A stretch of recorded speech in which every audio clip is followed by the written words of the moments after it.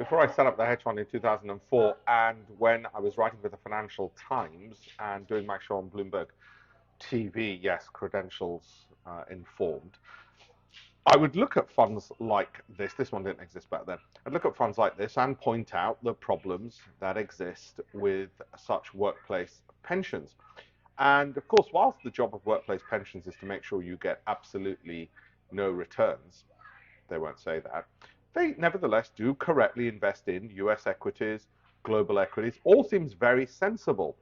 Now, they're going to give you the kinds of returns you're going to get from global fixed interest, but they've only put 9% in there. They've put 40% in US equities.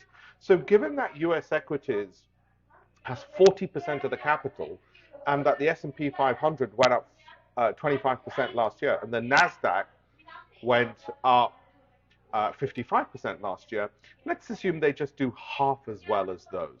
So maybe 11, 12% in a year. Okay, and then they've put very unhelpfully 0.3% in Irish and 0.33. Now, some of you will defend this. You will say, well, you see, they're diversified. Of course, they put 0.3% in German equities. No, it's pointless. Okay, of course, they didn't target German equities. It just so happened that it was a company which happened to be in Germany. But this is what then worries me. They've not put it into those equities directly. What they've done is they've taken your money and then they charge you a fee and then they put it into other funds, and those funds have then put it into these these instead. So what's actually happened is you're paying two sets of fees. Again, not necessarily a problem if they deliver a return. Carbon footprint, waste to landfill, well, that doesn't pay your rent.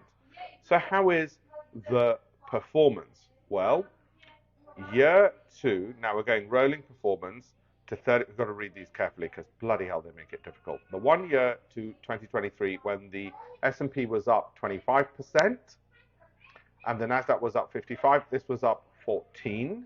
I don't care about their benchmarks. Everyone picks a benchmark which is easy to beat. Any idiot knows that. So we leave that out. Okay, 14, not too bad, albeit had you picked the stocks that they themselves had in the US equities through these other funds, you of course would have done significantly better, but 14 you'll live with. The 14 just made up for the past year before that, where they were down 11%. Now you might as well down 11%. What can you do? Well, okay, let's not blame them for not having the foresight in January 2022 or February 2022 or March 2022 or April 2022 to go into cash, because they can't. Okay, so let's just say, hey, they took a hit of 12% there, which the 14 here. So for 2 years, you basically had no return. Now, you might say, well, I'm happy with that, Alpesh, because they've got children with school fees to pay.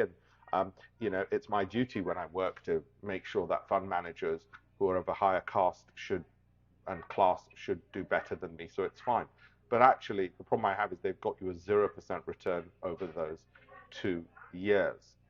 2021 was a very good year for the market, and thankfully they captured some of that, not all of it, by any means. Okay, so over 3 years then, you basically had a 16% return over 3 years, which, do a bit of maths, works out at slightly over 4% per annum.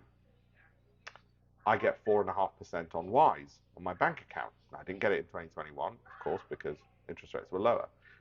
They kept in track with that because over the 4 years, they had 3% obviously in 2020. Okay, so you can sort of see what the worrying thing here is. Over 3 years, we're getting 5.63, they say. 5 years, 7%. Given risk-free is 4.5% at the moment, but it wasn't over that period, I'm not particularly impressed, basically, is what I'm saying with all of this. Now, you might say, look, Alpesh, I can't manage my own portfolio. I don't want to do this myself. And that's perfectly fine. Then you've got to pay fees, you've got to give it away. And as I said, you might feel a sympathy towards fund managers with children and private school fees, and that you know they've got to make payments too, and that's perfectly fine as well. But my own view is the fundamental reason these ones fail is they've sprayed and prayed into too many equities. They've sprayed and prayed into a lot of funds, different funds. They've got unnecessary costs by having negligible amounts like this or this. And you might say, well, they need to have some bonds.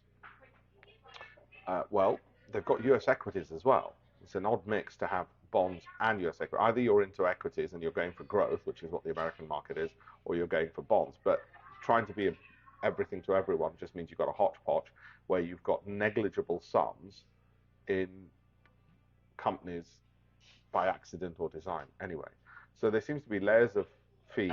Personally, of course, I could say the simple option is you would have just had an index tracker, which obviously would have done a hell of a lot better.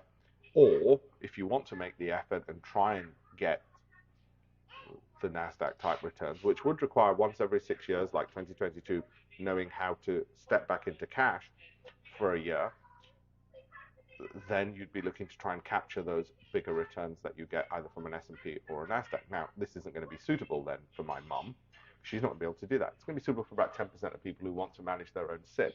Thankfully, the government invented SIPs because they knew people were getting screwed on this, so they could try and do it themselves. Well, that's my solution. Have a look at the links in the bio. Have a look at campaignforamillion.com, why it's important that you do get on top of this. Thank you.